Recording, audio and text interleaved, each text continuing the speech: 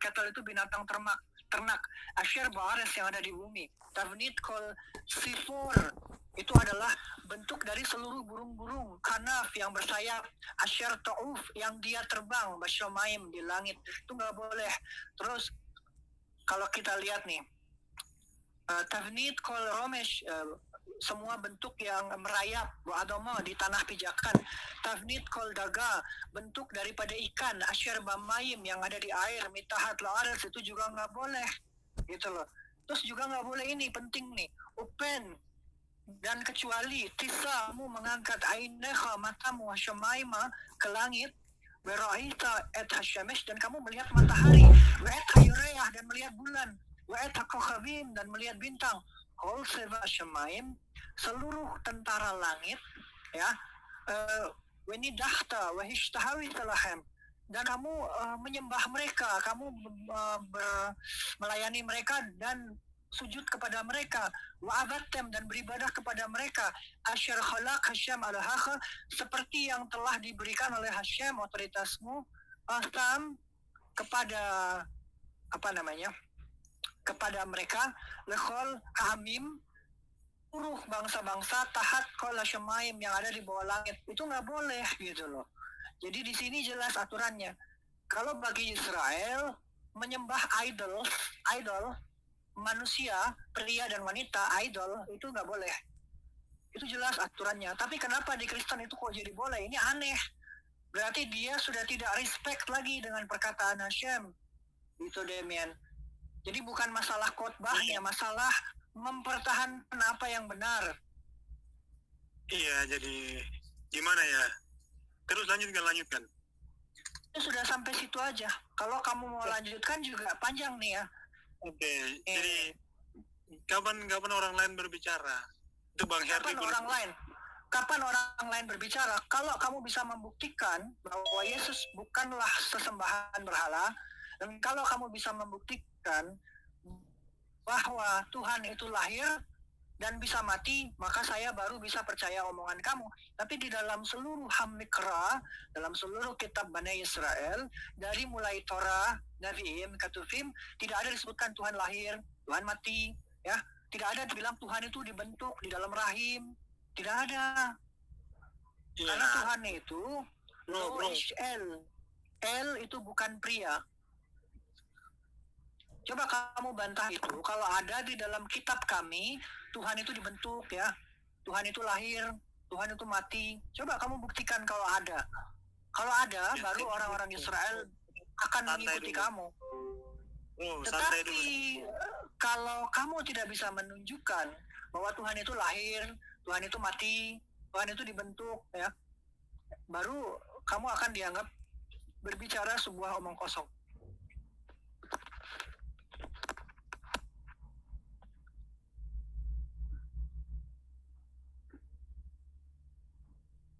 Nih ya, Hashem hit ta'anef, dan Hashem telah menjadi marah kepadaku al divrechem, dikarenakan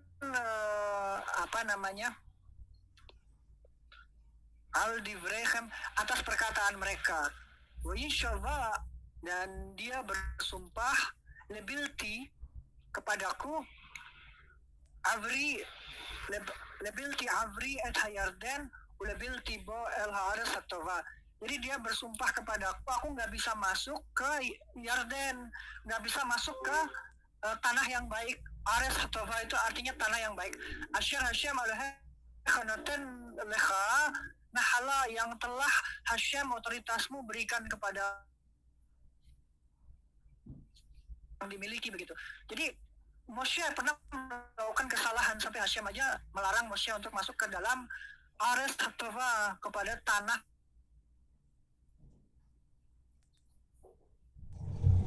Kesalahan kecil aja bisa membuat seseorang tertolak, apalagi ini kesalahan patung ya, beribadah kepada patung, kepada manusia, beribadah kepada manusia nih, kita bilang beribadah kepada nama manusia, ini nggak boleh.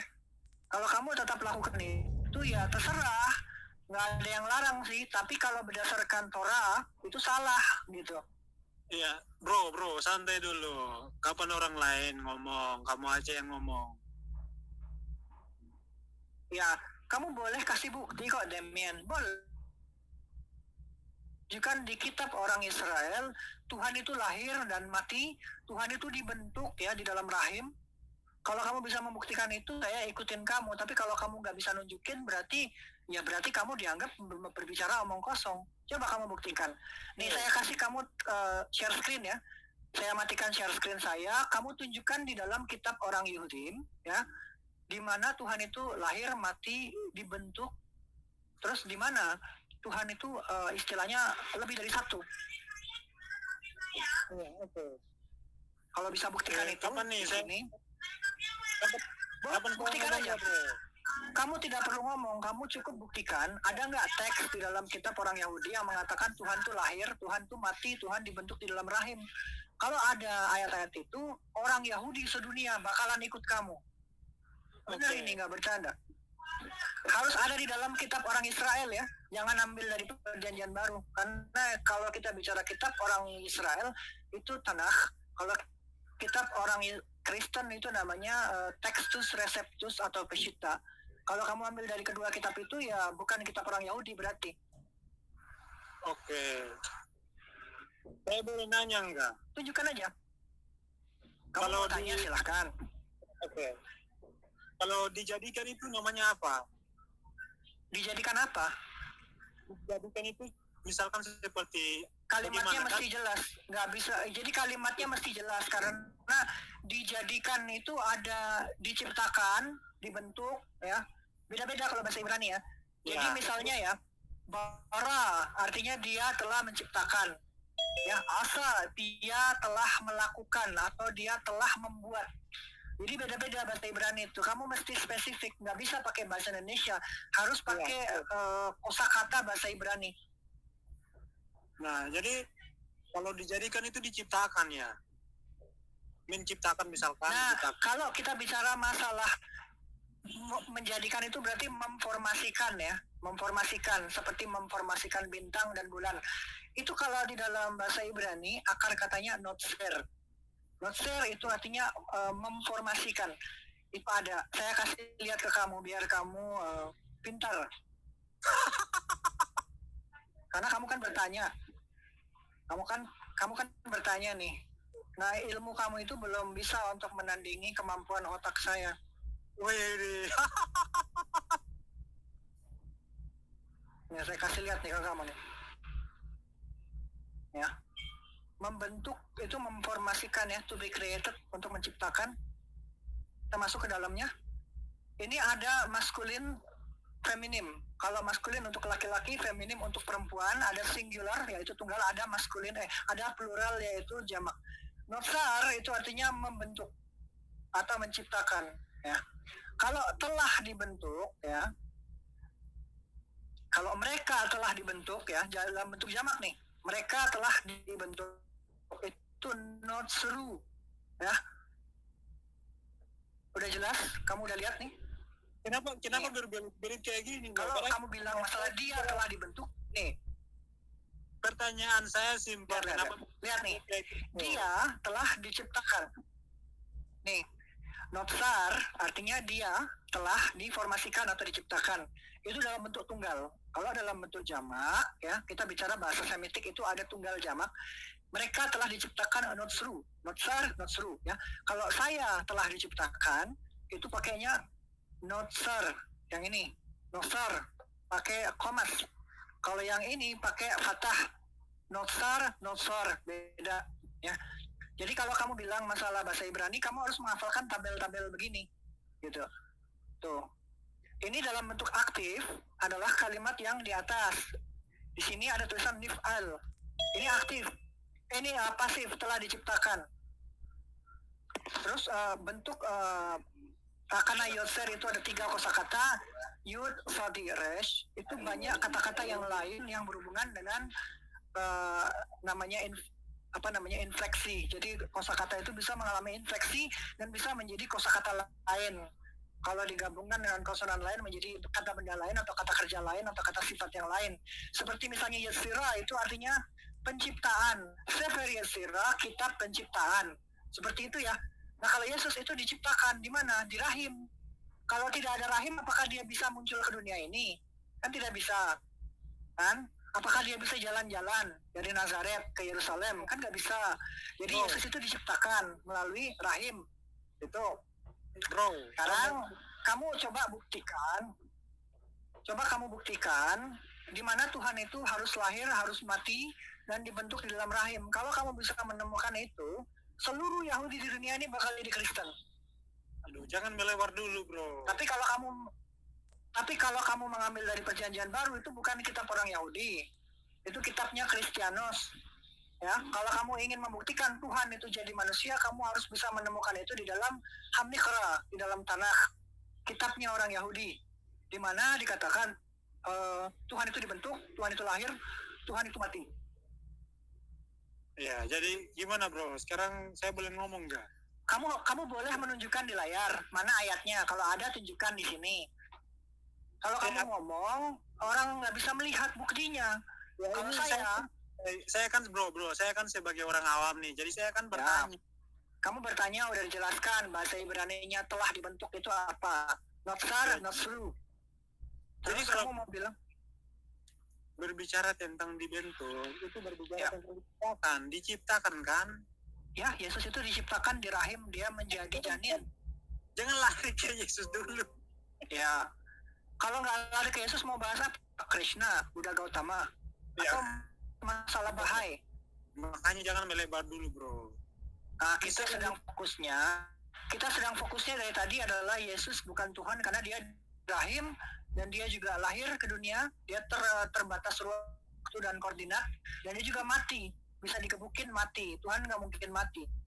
Ini jangan melebar dulu. Saya bukan melebar, ini to the point. Kita bilang Yesus bukan Tuhan. Apa buktinya?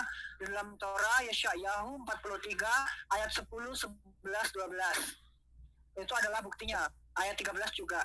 Terus kita bicara dari Torah. Kalau mau berceramah nanti di sinagoga. Ini sedang bicara. Ini bicara masalah apa yang tertulis di dalam Torah, apa yang dibela sebagai kebenaran, ya. Orang-orang Yahudi membela kebenaran dengan cara mengungkapkan apa yang ada di dalam Torah, di dalam Naviim, di dalam Ketuvim, ya. Sementara kamu bilang Yesus Tuhan, Herdi bilang Yesus Tuhan. Tuhan tidak mungkin dibentuk di dalam janin. Tuhan tidak mungkin lahir ke dunia. Tuhan tidak mungkin dibunuh atau mati. Kalau kamu bisa menunjukkan bahwa Tuhan itu harus dibentuk di rahim, Tuhan itu harus dilahirkan dan harus mati, seluruh orang Yahudi di seluruh dunia ini bakal jadi Kristen. Tapi kalau nggak bisa, kamu akan dianggap sebagai orang yang mengucapkan omong kosong. Itu kan konsekuensi. Kamu harus buktikan mana ayatnya yang mengatakan Tuhan harus dibentuk di rahim, Tuhan harus lahir dan Tuhan harus mati. Kan yang kita minta kan tekstualnya. Kalau nggak ada berarti kamu bohong.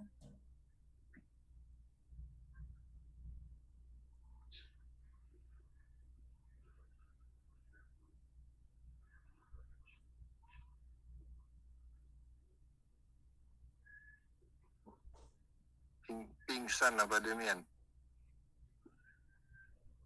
Apakah penjelasanku itu sulit dimengerti? Kalau orang-orang Islam gimana di grup?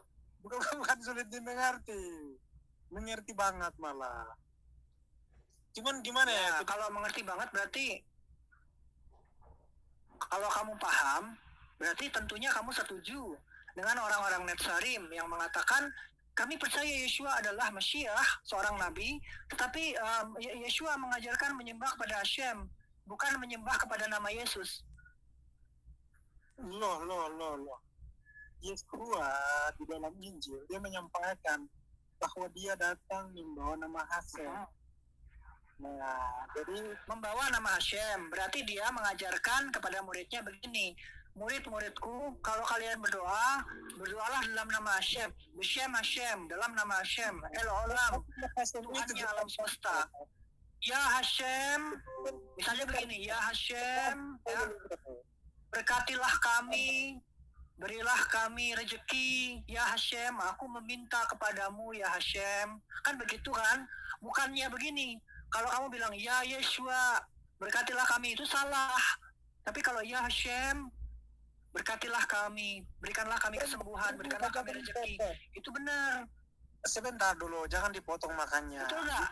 Mengajarkan kita berdoa menggunakan nama Yesus, tetapi menggunakan nama Bapa dalam namanya, nama. Oke. Nah, nggak ada di dalam namanya. Coba kamu lihat ya. Coba kamu lihat di dalam Abun Debishmaya Yitkadash Mahnet. Ya kalau kamu lihat itu ya Nehwe Sebiana Aikana Debishmaya Afkan Bara. Itu di situ dia bilang Abun Debishmaya, ayah kami yang ada di langit. Yitkadash Mah, disucikanlah namamu. Nehwe Sebianak, jadilah kehendakmu. Ya, di situ dibilang Abun Debishmaya. Ya, bukan Yeshua Debishmaya, bukan Yeshua,